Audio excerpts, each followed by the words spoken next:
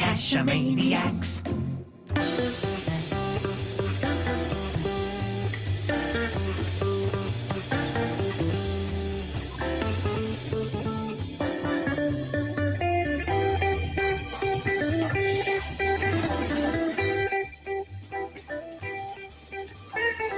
GeoGearHeads. I'm Daryl W4 for the Bad Cop, who's going to be probably joining us in a little bit, and special guest Rock Chalk. And this is episode 180 of the GeoGearHeads. This is a weekly show for geocachers, location gamers, and it's all about all sorts of things. But tonight, we are talking about the geocaching.com guidelines with the Community Volunteer Support Coordinator. Welcome, Rock Chalk. Thank you very much for having me. Oh, thanks for joining us. And before we get into this at all, the Community Volunteer Support Coordinator is an impressive sounding title, but what is your day-to-day job at geocaching.com?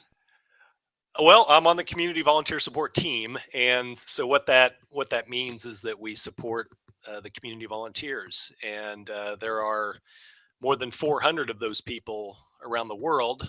Most of them are reviewers, but then also moderators for our forums, and translators for our website and for our apps. And so what my team does is work with the volunteers to basically make sure they have what they need to do what they do, and to provide assistance whenever they run into an issue that they might want some further counsel on. So for instance, with reviewers, if they have a listing that comes through and they're not quite sure which way to go with it, they might send us a line and say, hey, I've got this in the queue. I'm kind of on the fence about it. Here are my concerns. And then we can weigh in with thoughts that we have. So our team is 5 people, one of which is a reviewer here in Washington. And so, yeah, that's kind of generally what I do is work with those folks on a daily basis. Excellent. So you, I'm sure, know the guidelines very, very well then. Probably better than most people, but as you and I were talking before, it's a lengthy document. So sometimes I think that there's something in there, or I've convinced myself there's something in there, and then when I go to find it, it's not there, or it's not exactly what I thought it was. So so yeah, but I'm definitely exposed to them, probably more than the average cacher. All right. Yeah, it is not as explicit sometimes too as you might hope for when you're looking something up. So that doesn't help with memory either. Yeah, it's fair to say that it's somewhat. There are a couple of them that are a little more vague than some of us cachers would like, and that's why they're guidelines and not rules. So yeah. Well, we actually had asked the GeoGearHeads to email us the minimum time for a CETO event following the changes that actually happened earlier this year. And most of them got it right, but a couple of didn't. So, Rock Chalk, what is the answer for that minimum CETO length? Well, as you said, we did have some changes that went into effect February 18th of this year. And you can check those out we have a Help Center article, Article 5.9, if you look that up. Event caches are a minimum of 30 minutes. And then CETO events are a minimum of 1 hour. Mega events, minimum of 4 hours. So so the CETO, though, is 60 minutes as a minimum for people that are submitting those. Yeah, we'll, of course, have the link to that in the show notes as well. But one person who submitted that 1 hour answer is going to receive a prize from Coins and Pins. And once again, we have a repeat winner. So J. Corey C. actually got that, and he picked some of those travel tags from coinsandpins.com. So congrats, J. Corey C., and I will get those out pretty shortly. But another thing that actually came up in the emails this week was from Jersey Eric, because he didn't even realize that there were time limits for events. Or maybe I'm misreading how he had written that, but basically what he wanted to know is how the changes to the guidelines are communicated to the community. Well, it sometimes depends on the guideline and how visible that guideline is to people. There are some, like for instance, if we were to change uh, the proximity guideline. And we said, oh, you can have one every 100 feet instead of every 0.1 mile, then we would need to communicate that in a far different way than we might communicate it if you're changing something that's maybe not top of mind for people. So I can't speak to exactly how the CEDO communication went out there. And I know that Jersey Eric had mentioned that it's not on the FAQ page for CEDOs, and he's absolutely right. We looked that up, and the CEDO FAQ page had not been changed. It is in the guidelines. That was updated in February, but we are working on the. This is more than most people want to know, but the help center is something that I could change right now. But pages of the website, like of the main website, technically we have to get developer time for that sort of thing. So the FAQ page is where that falls into. And I'm guessing that one of us, maybe even me, forgot to get with the developer and say, hey, we need to change this FAQ and make sure that that is put in there, because there's no mention of time on the CEDO page, either an old guideline or this current one. So so yeah, I would encourage people to make sure that they go to the guidelines page and the help center too, because we try to keep those updated as much as we can. Yeah, and that's something I seem to recall, and I'm sure all of the GeoGearHeads love to know that kind of detail about inner workings too, because we're gearheads. But I seem to remember the event guidelines being in the newsletter and also in a blog post. I'm sure it was also in the forums, but yeah, it's been so long ago I can't remember myself. Yeah, and we do have as you know, quite a few different communications vehicles, and whether it's the blog, the e-blast, social media, and there's so many different places that it's enough for me to just know that the guidelines were updated, and so we make sure that's done. And then if I'd have to go to somebody else to say, okay, where did you make sure that this got communicated, or did it get out there in some sort of a forward-facing way? Well, and since we're on events, let's talk a little bit more about that. Because one of the issues that I had when I was looking at doing my first few non, you know, meet and greet type geocaching events was what actually made an event. And the guidelines basically state that it can't be for uh, going out to find caches, but it still has to be geocaching related. So can you elaborate on that a little bit more? Well, I think the reason for uh, not wanting it to be go out to find caches is because if that was the case, the concern is that people would be hosting events every day just to, well, I need to go get this cache a mile from my house. Let's get some of my friends together. We'll have an event, quote unquote, and we'll go find a cache. And then events would kind of lose their meaning to some degree. It wouldn't be so much a gathering to get together and spend time together necessarily in a place. It would be more about getting together in one spot and then you scram, and that's not really in the spirit necessarily.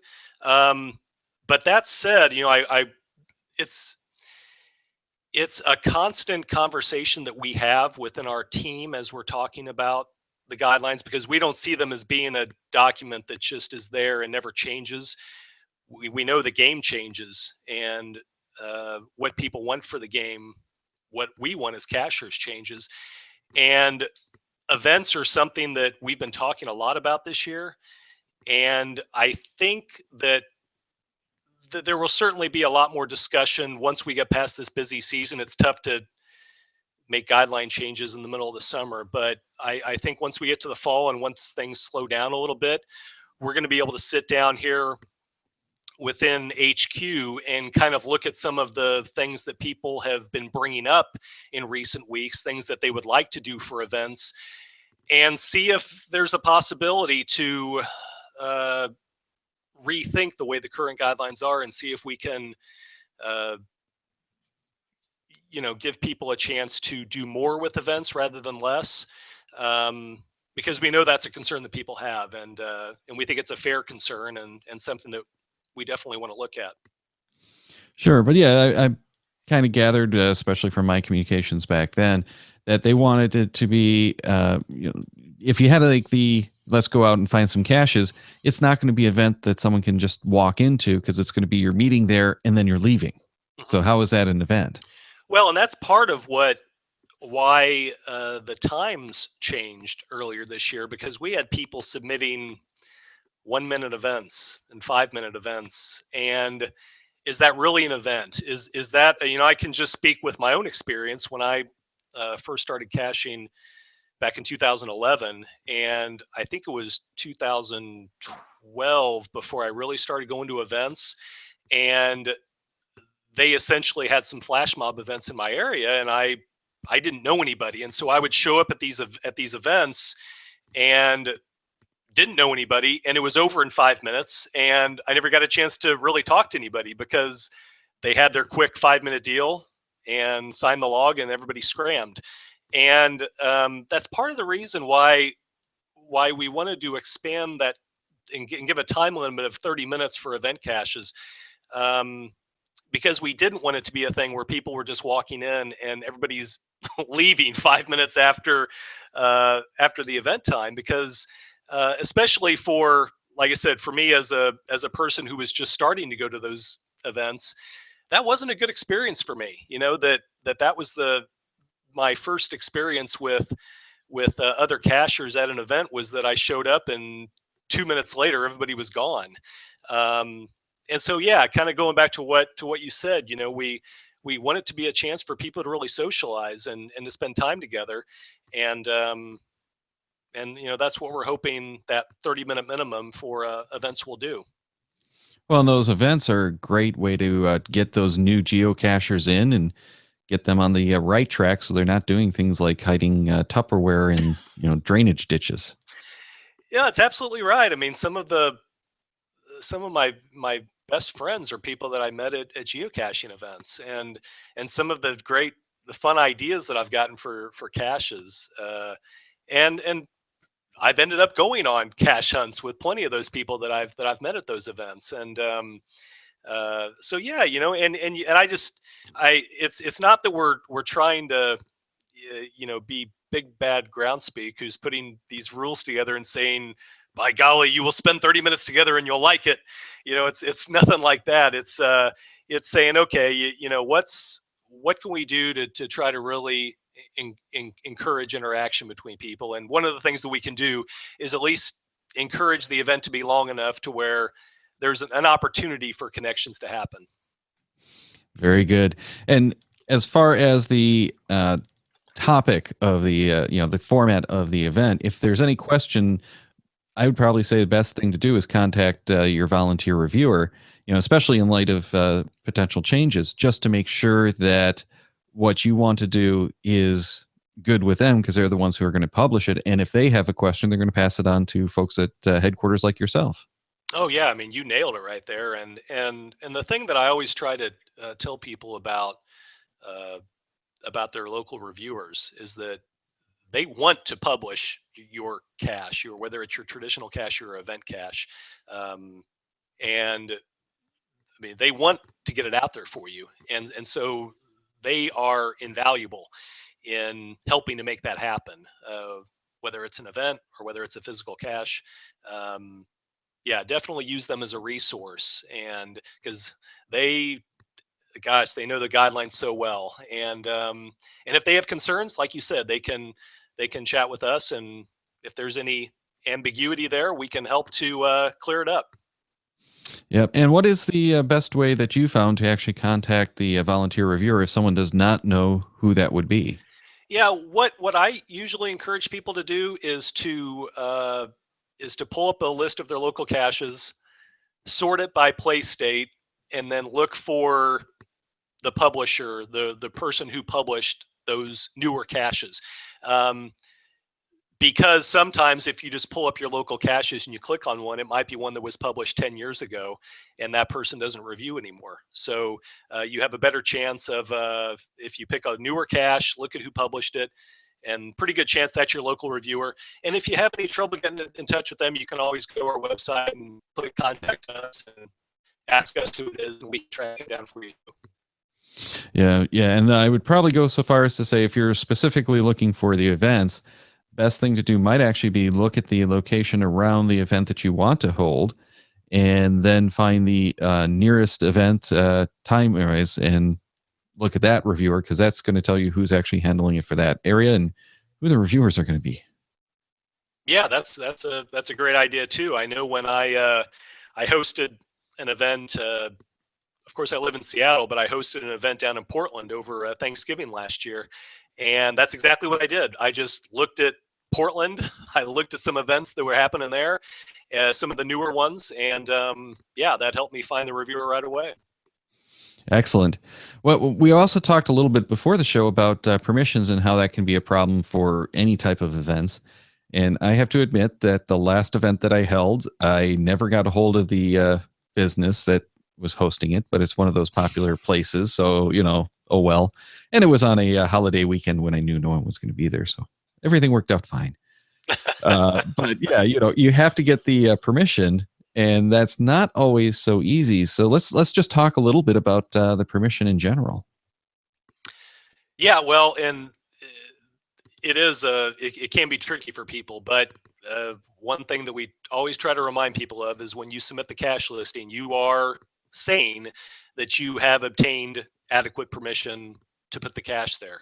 Um, and some of those tricky things, I mean, there's some places that people think, like for instance, they think a park, for instance, is just public land, and therefore you don't need permission because it's public land, like it belongs to everybody. But the fact it's everything is, at least in this country, pretty much everything is owned by someone or managed by someone. There's someone that manages that area that you're putting the cash in. So you need to do your due diligence to find out who that is. And it can be hard sometimes. There are places where you and I were talking before the show where I know there was a state park once where I wanted to put a cache in a state park. And I contacted the state park and asked for permission, and they were very nice, but they came back and said, actually, that part of the state park is controlled by the Army Corps of Engineers. You need to talk to them.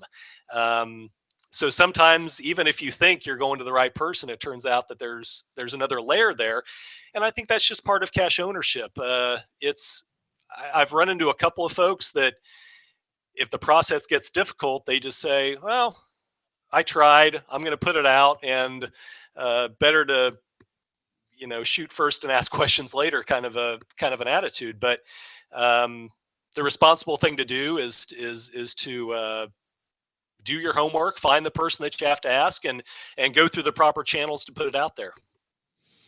Yeah, and we talked about Aaron last week and his issues where the map didn't have essentially accurate information as to who owned that land he was looking at. So he was dealing with the wrong parties on his cash placements. And we hear that kind of stuff all the time, even in something as simple as a strip mall, where it's multiple companies renting, but it's the landowner. The land manager is different from the landowner, and then they have the security company, so you have to go and sometimes get permission from multiple entities. Yeah, absolutely. We see that quite a bit too. Well, let's move a little bit on to something that is definitely going to be changing within the year, and that is challenge caches. Can you give us any insight into what that process is at, or where that process is at? Yeah, well, right now we're in the process of compiling all of the feedback that we received through the user insights forum that was open earlier in the spring. We received more feedback in that user insights forum than we had in any previous one. We've covered a number of subjects in those when we've done user insights before, but I believe we had something like 3 times the number of responses to this subject than any other one that we've done before. So we knew it was a subject that people were very passionate about, and this only drove that home even further. So what we're doing right now is compiling, reading through, and I'm actually the one that goes through and I'm reading every single submission that people made. And once we've gone through all of that and had some discussions here, we're going to have a more targeted survey where we ask people about some more specific things, whereas in that first user insights forum, it was really asking very broad-based questions. What do you like about challenge caches? What do you not like about them, etc. And so what we want to do with this targeted survey is ask much more specific questions and really try to get at what people want to see from them. Because and I'll tell you, I'm somebody, I've logged smileys on more than 1,000 challenge caches. So I love challenges. And there's a lot of us here. We love challenges. So we don't want to see them go away. I know there's a fear among some people that this was just some way to get people to forget about them for a year and then we'll just get rid of them. And that's not what this was about at all. It's truly about getting as much feedback from the community as we possibly can so that people feel like they really have a stake in where this is going. And so we can come up with a system that that works for reviewers and it works for players. And if we can get that and hopefully keep what it is about challenges that we all love about them, it'll make for a much better experience going forward. I know a lot of people are thrilled to find out that challenges are not going away, though I think a lot of them are still a little bit afraid of the unknown of, what's going to happen. Oh yeah, that's totally natural, and I totally get that. I've got close friends of mine who are challenge hounds, and they've, yeah, Chris, are you serious? Is it really not going away? And I'm like, yeah, it's really, believe me, we don't want it to go away. But it had gotten to the point where it just, we needed to take a breather and really have a chance to focus on it. And the moratorium was a way to do that.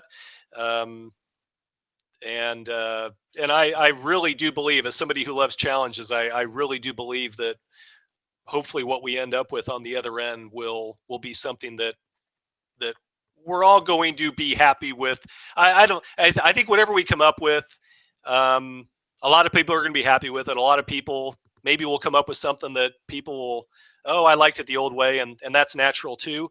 But whatever we come up with, it's going to be informed by what the community said and what their feedback was. And that's, as a cacher myself, that's all I could ask for, is that my opinion is heard and is taken into consideration with whatever happens.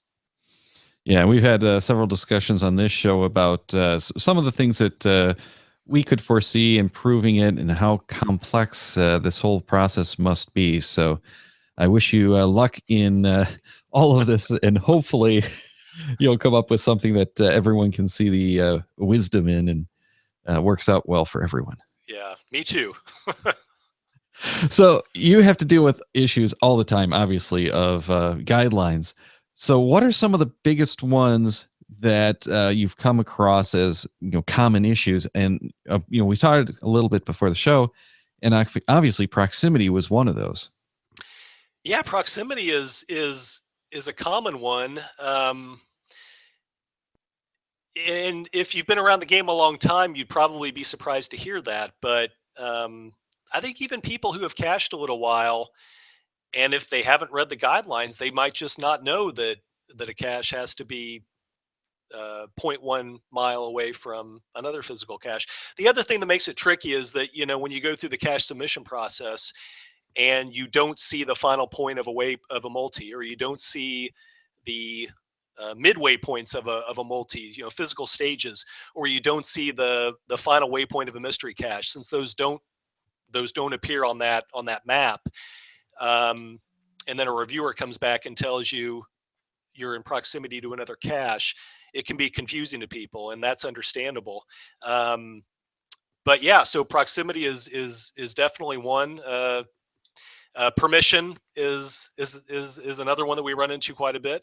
Another thing that is common is somebody will see a cache and they love the way the cache was done, and they do something similar and they submit it, and it's either a buried cache or it's drilled into a tree, or any number of things that are against guidelines, and it's frustrating because they've seen it done somewhere else and they don't know why they can't do it. That's another issue that we run into quite a bit as well. So yeah, those are kind of some of the the more common deals that we see. Yeah, and we were talking about the proximity, and I was thinking, you know, the way that I go about hiding my caches now is I'll set up just the coordinates before I do anything else, and send that over to the cache, because that's the way that my reviewer wants it. Sends that over to the reviewer and say, hey, take a look at this GC number and let me know if there's anything blocking it. And the last like 4 or 5 caches I've had to move multiple times because there's always a final to something in the way. Yeah, and reviewers are happy to do that. Reviewers are happy to check for saturation, because they don't want people to have to go to a lot of work of coming up with this beautiful cache listing and then be told that you're a couple 100 feet away from something. So they're happy to do that. They don't. I've had a couple people say, "Well, I don't want to bother my reviewer with that kind of thing." They don't mind. They would rather that than you have to go through a whole process only to find out that you need to move it somewhere else. Well, and especially if you're doing something like a puzzle where you have to come up with that math and everything, you don't want to have to go through that, and the reviewers really don't want to make you go through that again. So yeah, Absolutely. it's Absolutely. always best to contact the reviewer first, in my opinion. Absolutely. Totally right. I totally agree with you on that. Well, and we were talking too about the precedent thing. In a lot of these caches, the reviewers don't know what's actually physically out there. In many cases, the reviewers aren't even in the same country, as I understand it. Though that's started to change in most of the world now. But yeah, they're not physically going out and inspecting these caches. They're doing it from the listing, so they have no idea what's actually out there. Yeah, I mean, if I can tell you, I certainly run into plenty when I'm out caching where I'll see something that's buried or it's drilled into a tree or whatever, and I can go and look at what the review was like, and I can see that the owner didn't say anything about. They just said cache is in a park near a fence line or whatever. It'll be something as simple as that. Um, and if that's all the reviewer has to go off of, then that's what they review off of, unless they feel like they need to ask more questions. So unless something's brought to their attention, uh, uh, like you said, they cannot physically visit every single cache that's put out there, and so they rely on us as cachers to give as much information as possible about the hide, so that the review can be done in a thorough way. Well, that also probably talks to another point of what should people do if they find something that violates the guidelines. For one, I don't really like to go play tattletale, but if it's Yeah. something that's dangerous in some way, I'll usually just contact the cache owner. Yeah, and that's typically what I do as well. I don't think anybody wants to be a tattletale. On the flip side of that is I do feel like we all have a responsibility for the game in general. And if there's a cache that is so egregious in its violation of the guideline that it could inspire somebody else to do that same hide somewhere else, that's kind of where I fall on it, is that if I see something and I think, gosh, somebody could see that they might think this is a neat idea, I'm going to do this. And then you end up with the same problem in another place, and maybe it upsets a land manager or whatever, and then we've got a problem for our game. So I usually do contact the cache owner. If it's very egregious, I'll contact a reviewer just to say, look, this is a real problem. Again, none of us wants to be a tattletale, but at the same time, I really do believe that for our game to have good standing with the muggles of the world, we all have a responsibility to try to make sure things are as in accordance with the guidelines as possible. We actually have something going back to the previous topic that Wet Coaster submitted in the live Q&A, and he said, I submitted a cache and the reviewer contacted the provincial park people and got them to allow just one more in a particular park so I could place a cache. They could have asked me to do that, but the reviewer did it on his own. Wow, that's service right there. um, Yeah, it's like I was saying before. I mean, the reviewers want your cache to be published. I mean, that's at the end of the day, they're all cachers too, and if they know people go to a lot of work to place a hide and come up with a cache listing. Most people when they put out a cache, they feel it's something they really feel good about, and they want people to be able to come and find this thing. And reviewers know that, and that's really cool to hear that they took the extra step of going to the parks people and getting that done. Yeah, that's really going the extra mile. And reviewers are there really to help everyone along. They're not there to be the cops so much, even though that's a lot of what their job is. Yeah, I think I don't think, I know they get a bad rap at times because, yeah, they are the ones that have to say no to certain things, and they are the ones that have to go through and archive caches every so often. But the overwhelmingly vast majority of what they do is approve cache listings. It's really very rare in the grand scheme of things that they are hitting the archive button or they're saying no to something. Most of the time, they want to say yes, and so yeah, they're such a hugely valuable. Before I came to work at HQ, I valued my reviewers, but now that I've been on this side, uh, 10 times more. I mean, I know the time they put into it. I know how much they care about the game and about us as cachers, and they want to see caches out there. So, yeah, that's a great story to have heard about that park. And it looks like Bad Cop was finally able to get on. So welcome from your secluded hideaway. Oh, maybe we don't actually have audio from him. Oh At no, least, at least terrible. he's in and he can watch and hear us now. But he'll probably work on that and pipe up. Now let's move on to something else that's become an issue, and that's the commercial restrictions on listings. Yeah, well, that's again kind of just one of those guidelines that can be uh, tough for people, and they're pretty well spelled out. They're pretty well laid out in the guidelines, what you can and cannot do.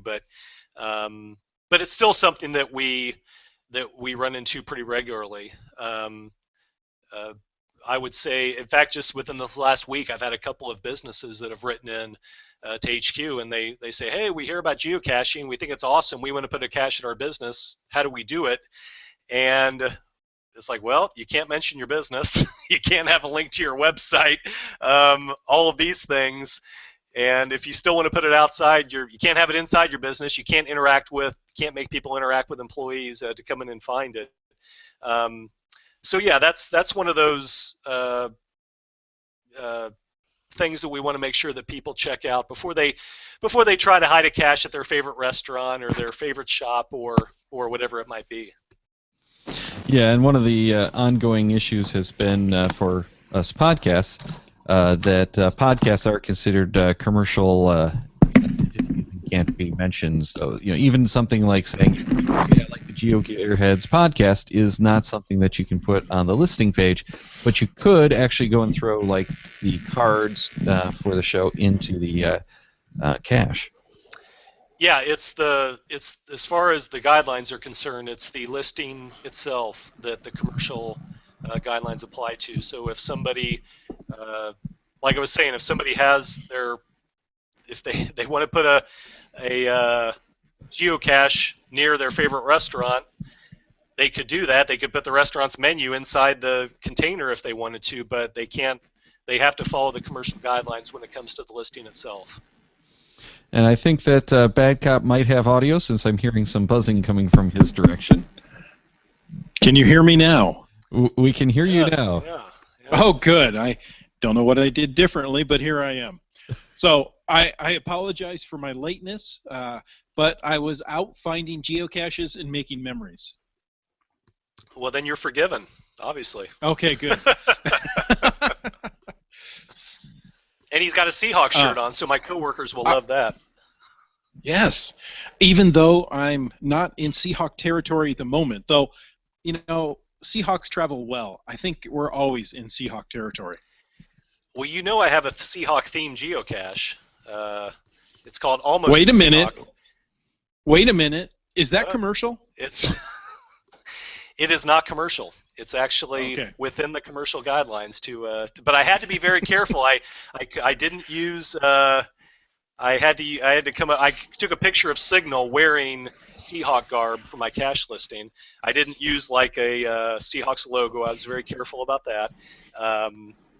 But yeah, it's called Almost a Seahawk, and it is in Seattle. So check it out. Well, normally I'm just below Seattle in Tacoma, but today I'm in San Antonio at a conference. So I'm at a motel room. It's a little different looking here than it is in Seattle. Just in case you want to know, it's 8 o'clock at night and it's 90 degrees here. So yeah, it's you can have that. So I will need to go out and find that Seahawk cache. That sounds like a good one. Yeah, please do. I hope you enjoy it. We actually have a question in the live Q&A, or probably more of a comment, that speaks to both the commercial and the precedence issue. And this is from Team Pugach. I've seen caches that are inside a business. Wouldn't that violate the commercial guidelines? Libraries, geocaching vlogger did one at a spy restaurant. I found one that's inside an Army-Navy store.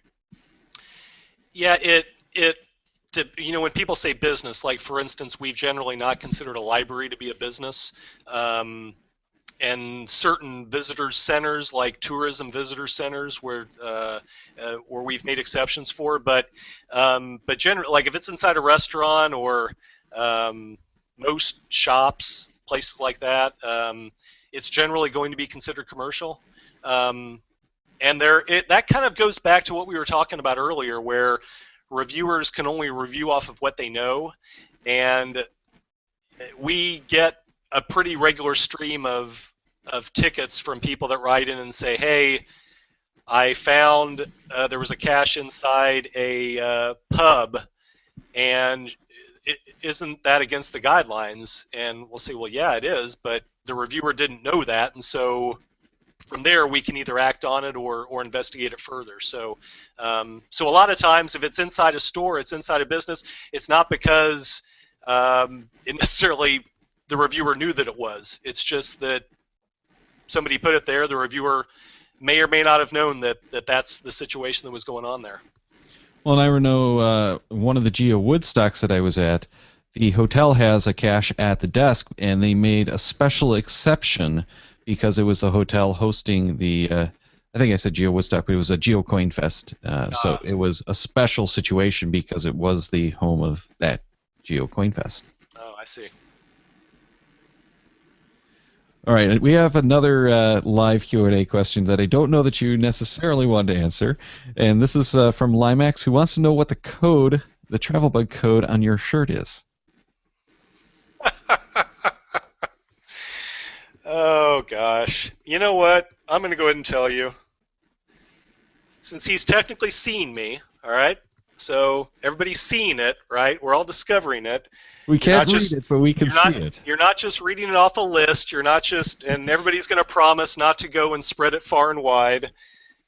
G as in George, S, 2, 0, V as in Victor, B as in boy. There you go. We're not going to repeat it again, guys. That's your one and only chance. But he saw it, so I'm happy to have him discover it. And who was that Very again? nice. That's Limax. He's Limax, out of the Bay Area, if I remember correctly. Okay, I'll keep an eye out for his Discover log then. Yeah. Well, you'll be getting one from Bad Cop and I, too, I'm sure. Okay, good. And then I don't know. I didn't write it down. I'm not going to be able to remember that code. Oh, boy. And we're not repeating it. Nope, we're not. And the other 1,000 logs that I get, I'll just delete all of those. Oh, well, we've kept you for quite a long time already, so I think it's probably about time to wrap up the show. And, Chris, just in time for you to actually tell us what the upcoming events are. But first, thanks so much, Rock Chalk, for joining us. It's been a real treat to get to speak with you and get a little bit more info about the guidelines. No, well, thank you very much for having me. It was my pleasure. Well, Daryl, this is why I came back to the show, to tell our dear listeners and viewers what's coming up next. Now, next week, we have OpenStreetMaps #2 with our good friend DeBear, followed on the 25th by the UK Mega 2015. Yorkie 63 is going to be our guest for that one. On July 2nd, if you're into Ingress, this is going to be the show for you. Static J is going to be talking to us about Ingress.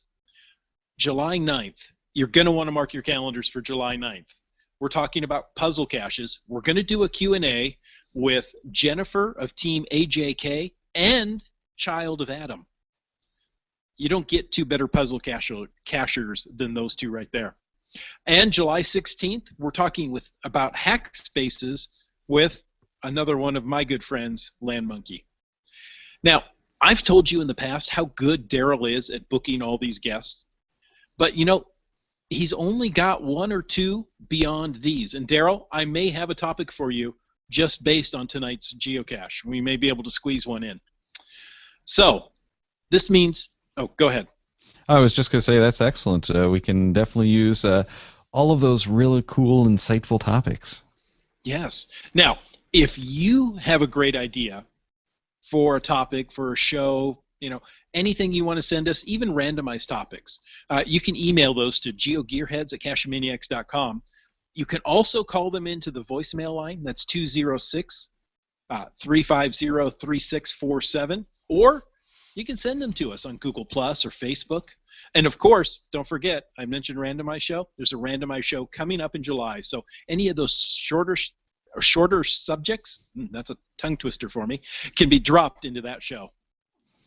And we have to thank our patrons again as well. They're really great. They've contributed so much in the way of topics, ideas, and a lot of the questions in the live Q&A tonight came from our patrons as well. So thank you very much for patrons for all of your support. And, we're probably going to be doing another little show after this one just for the patrons.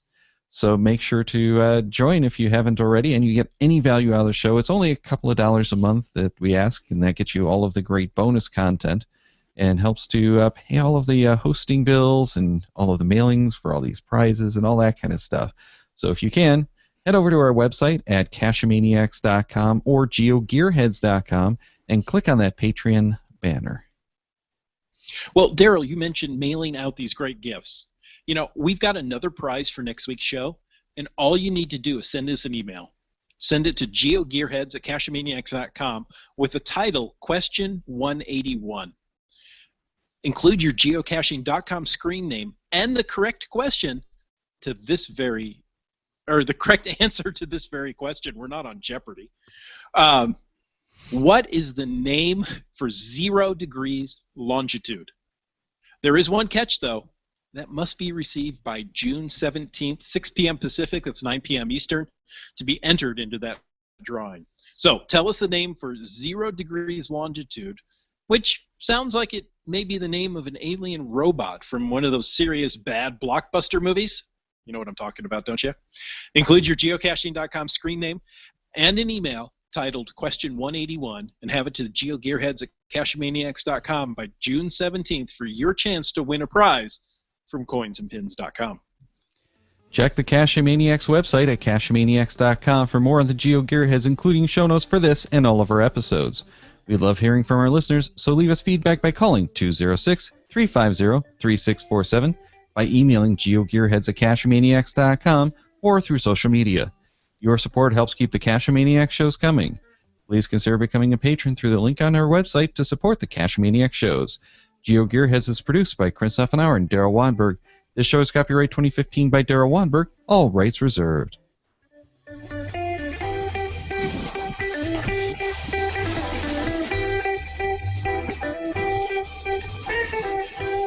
Cash with the Cachemaniacs.